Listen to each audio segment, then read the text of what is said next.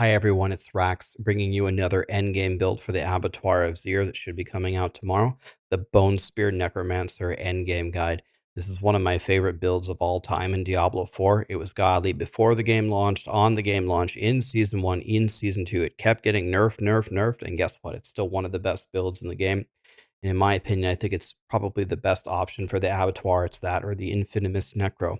It's written by my friend Echo Hack here. You may remember him from Diablo Immortal. He was a big blaster over there. Echo Hack and Macro have been the Necros for Maxroll since the beginning. So big shout outs to them. They've done an incredible job. Please go throw them a follow. Um, as you can see here, it's not great news for Necros. Their best builds are like tied for like the top of B tier. It's pretty much because they just don't have a game-breaking mechanic. Barbs overpower for way too much. It's going to be nerfed. Ball lightning sorcerers do 10 times the damage they're supposed to. Poison shred druids get 2 of the new giant multiplier in the glyph, and rogues get 23 combo points from a bug with Tibalts. It's really just the fact that necromancers, at least we haven't discovered it, don't have some game-breaking bug that just makes them do 10 times the damage.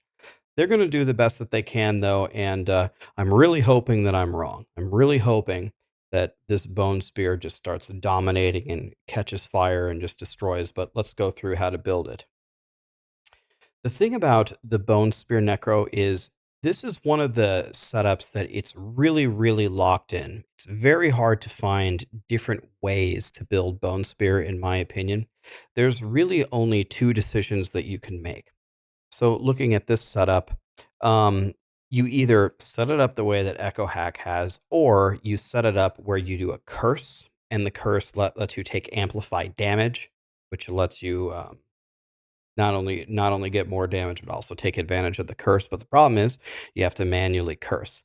In my opinion, I like the curse version better. I think that's also what macro does. But even if you swap to the curse, I think you take the points out of Death's Embrace and just try to always attack at distance, and then you build into the curse. And I don't think you need this ghastly blood mist because hewed flesh will generate your corpses for you. If you respect that, just a few points, which I'll show you when I get in game, it's pretty much the same. Bone Splinters is your generator. Bone Spear does all of your damage, and then the rest of it is pretty locked in. You just take all the things that just make Bone Spear do more damage, the quality of life, and the defense. There's not much to say there. Ossified Essence got nerfed. It's still the thing to take, and we're going to take Bone Storm, and the Bone Storm is going to be incredible for this. Okay, so we go down here.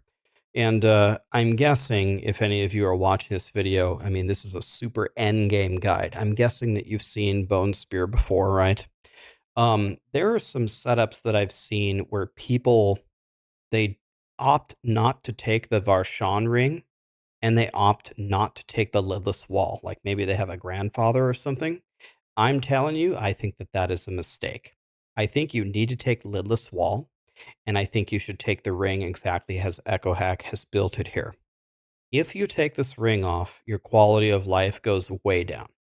And to me, that's just not worth it. Maybe in the very, very highest tiers, you get to the end, you're about to quit the season, and you're on tier 23 and you just want to clear it. Maybe then there is a way you can redo it to optimize for a little bit more damage, and maybe then you just YOLO it and take the lidless wall off. But remember, if you die one time, you lose. It's over.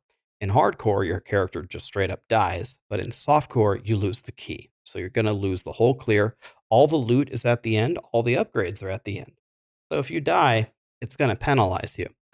The lidless wall it's extremely strong because it's going to help you keep up your bone storm, and it's going to also it's going to allow you to take this other power, the shielding storm. Every time bone storm damages an enemy, you get 5% of your base life as a barrier for 10 seconds. That is godly. It's going to keep you alive forever. It's just incredible. In this, it's constantly casting Corpse Explosion and Corpse Tendrils. Corpse Tendrils is going to grip them all in for you, and it's going to give you this multiplicative damage. And also, there's a Paragon node, which is going to give you additional damage. Consuming 5 corpses gives you 40% additional damage. The fact that it's consuming everything for you automatically, that is a huge quality of life to lose. in scenario A, when you have all this on, you're tanky and you're just focused on throwing as many bone spears as accurately as possible, and you want to be far away to deal maximum damage. And if you take it off, then you manually have to be blowing up everything while you're running away, while you're throwing bone spears. Terrible. It's going to be terrible. So that's only for the highest tiers. Just like everything else, I'm going to assume you haven't watched the videos. There's a brand new Tears of Blood glyph. Everything is going into this. It already starts with a massive radius, and at level 50, it gets an even bigger one. Look how many points you have to allocate to max it out. We're doing that all day long. You must do it. It's the highest damage in the game by far. And Necros in the Paragon board have some of the best legendary powers, like Scent of Death, for example. So in here, you really don't get much choice. There's really not much choice in the Bone Spear build. You build it almost exactly as Echo Hack did, unless you want to take the curse. And then you go through this Paragon board and you get 3 glyphs. You get 3 glyphs because this takes so much, and you have to pick up these Paragon nodes. We picked up a bunch of them.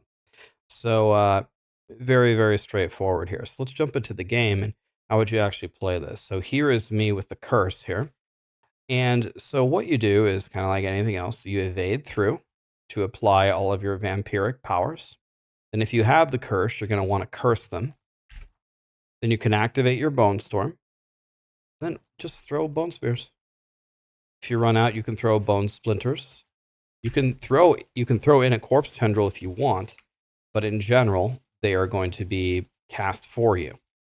You get in trouble, you can Blood Mist. It's a very straightforward gameplay. Look how many Bone Storms are going up. It's because of the beautiful lidless wall. You can see Necros are hitting pretty hard, but unfortunately they don't quite have the bug that the other classes have. And once we get this glyph really pumped up, I'm really hoping that this destroys. Remember, in the Abattoir of Zero, I guess I should have mentioned this on the other classes, the whole idea is you're on a timer to kill all these monsters. So the way that Diablo 4 usually goes is you run into a room and then you like kill 5 monsters here. This is absolutely not how you're supposed to play in the Abattoir. You're supposed to piss them off and kite them forward, bring them forward into the next room, and make a huge pack. This build will be very good for kiting. So that's where the Bone Spear might be able to make up a little bit of ground.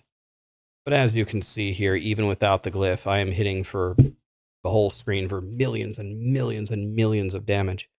By the way, they're all being pulled in together. They all have perma vulnerable. I should throw out this curse every once in a while. I can Tibaltz through to get my resources back. It's just a very nice build. It's just one of my favorite builds for all classes, and I'm kind of sad. It's not like Necros need a buff, but I'm kind of sad that this endgame system is going to be so heavily dominated by all of these weird mechanics, because if it was all normalized and a lot of the weird stuff was taken away, this would be one of the best builds in the game. The other option is Infinimist that I should mention. Infinimist is a lot more complicated. It has a little bit a harder rotation, in my opinion. It's much harder to gear for. It's very specific, and you will have to study its mechanics. But the nice thing about Infinimist is it has almost its entire duration immune to damage. Because the whole idea is you want to be blood misting all the time. So Macro has this Abattoir of Zero guide in the endgame progression. If you would like to gear up for Infinimist instead. Very different playstyle from Bone Spear. Harder to play, in my opinion. Hard to say which one is tankier. I think probably the Bone Spear is better at taking a hit, but Infinimist spends a lot of its time invulnerable, so you literally just don't get hit 5-head. But these are really your 2 options here. I think they put Bloodlance as well. I played Bloodlance a lot this season. I do not think Bloodlance will be up to par with these other 2. Maybe I'm wrong, but I played Bloodlance, I'd say more than any other Necro build this season.